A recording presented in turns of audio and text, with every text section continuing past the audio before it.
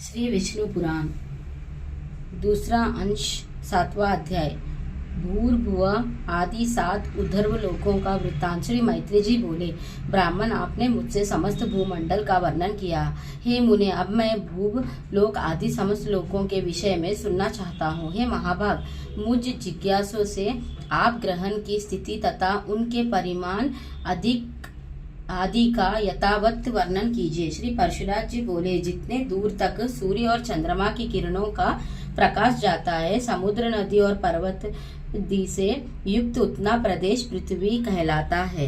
हे द्विज, जितना पृथ्वी का विस्तार और परिमंडल घेरा है, उतना ही विस्तार और परिमंडल भूलोक का भी है। हे मैत्रेय, पृथ्वी से 1,00,000 योजना दूर सूर्यमंडल है और सूर्यमंडल से भी 1,00,000 योजनों के अंत पर चंद्रमंडल है। चंद्रमा से पूरे 100,000 1,00,000 योजन ऊपर संपूर्ण नक्षत्र मंडल प्रकाशित हो रहा है। ब्राह्मण, नक्षत्र मंडल से 2,00,000 योजन ऊपर बुध और बुध से भी 2,00,000 योजन ऊपर शुक्र स्थित है। शुक्र से इतनी ही दूरी पर मंगल है और मंगल से भी 2,00,000 योजन ऊपर बृहस्पति जी है। हे द्विजोत्तम, बृहस्पति जी से 2,00,000 योजन ऊपर शनि है और शनि से 1,00,000 योजना के अंतर पर सप्तऋषि मंडल है तथा सप्तऋषियों से भी 100,000 योजन ऊपर समस्त ज्योति चक्रों की नाभि रूप ध्रुव मंडल स्थित है। हे महामुने, मैंने तुमसे यहाँ त्रिलोकी के उच्चता के विषय में वर्णन किया। यहाँ त्रिलोकी यज्ञ फल की भोग भूमि है और यज्ञानुष्ठान की स्थिति इस भारतवर्ष में ही है। दूर से 1 करोड़ योजना ऊपर महालोक है, जहाँ कल्पांत पर्यंत रहने वाले भृगो आदि सिद्धगण रहते हैं। हे मैत्रेय, उससे भी 2 करोड़ योजन ऊपर जनलोक है, जिसमें ब्रह्मा जी की प्रख्यात पुत्र निर्मल चित्त सनकादि रहते हैं। जनलोक से 4 अर्थात 8 करोड़ योजन ऊपर तपलोक है। वहाँ वैराज नामक देवगणों का निवास है, जिनका कभी दह नहीं होता। तपलोक से 6 गुना अर्थात 12 करोड़ योजना के अंतर पर सत्यलोक सुशोभित है, जो ब्रह्मलोक भी कहलाता है और जिसमें फिर न मरने वाले अमरगण निवास करते हैं। जो भी पृथ्वी वस्तु चरण संचार के योग्य है, वह भूलोक ही है। उसका विस्तार मैं यहाँ कह चुका।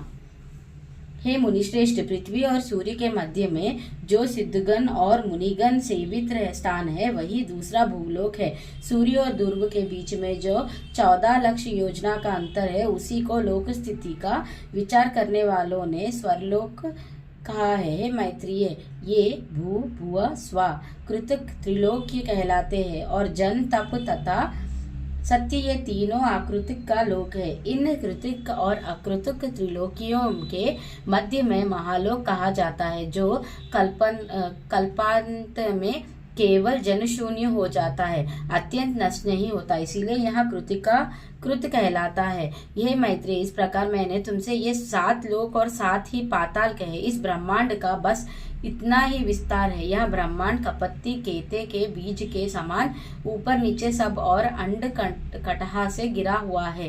हे मैत्रेय, यह अंड अपने से 10 गुने जल से आवृत है और वहाँ जल का संपूर्ण आवरण अग्नि से घिरा हुआ है।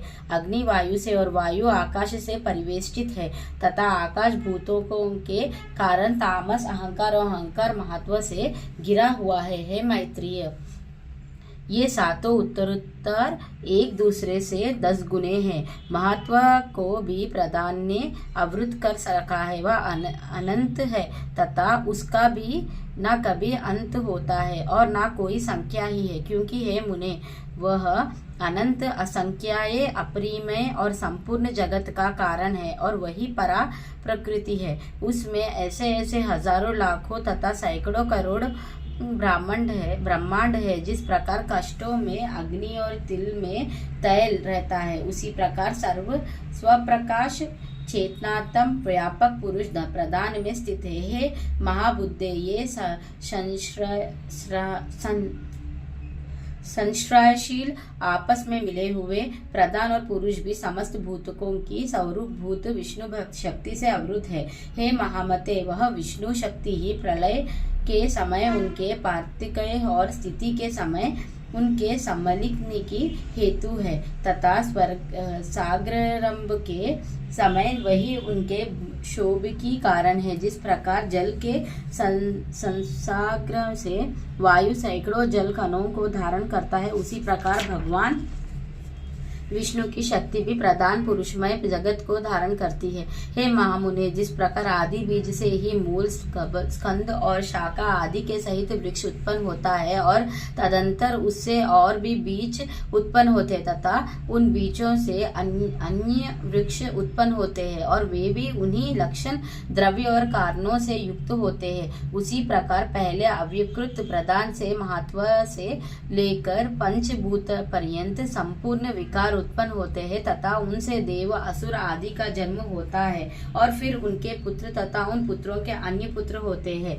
अपने बीज से अन्य वृक्ष के उत्पन्न होने से जिस प्रकार पूर्व वृक्ष की कोई क्षति नहीं होती, उसी प्रकार अन्य प्राणियों के उत्पन्न होने से उनके जन्मदाता प्राणियों का ह्रास नहीं होता। जिस प्रकार आकाश और काल आदि सन्निधि मात्र से ही वृक्षिक कारण होते हैं, उसी प्रकार भगवान श्री हरि भी बिना परिणाम के ही विश्व के कारण है। हे मुनि सत्तम, जिस प्रकार दान के बीज में मूल, नाल, पत्ते, अंकुर, तना, कोश, पुष्प, शीर, तांडुल, तुष्य और कण सभी रहते हैं तथा अंकुरित्पत्ति की हेतुभूत भूमि एवं जल आदि सामग्री के प्राप्त होने पर वे प्रकट हो जाते हैं, उसी प्रकार अपने अनेक पूर्व कर्मों में स्थित देवता आदि विष्णु शक्ति का आश्रय पाने पर अभिभूत हो जाते हैं, जिससे यहाँ संपूर्ण जगत उत्पन्न हुआ है, जो स्वयं जगत रूप से स्थित है, जिसमें यह स्थित है तथा जिसमें यह लीन हो जाएगा, वह परब्रह्म ही विष्णु भगवान है।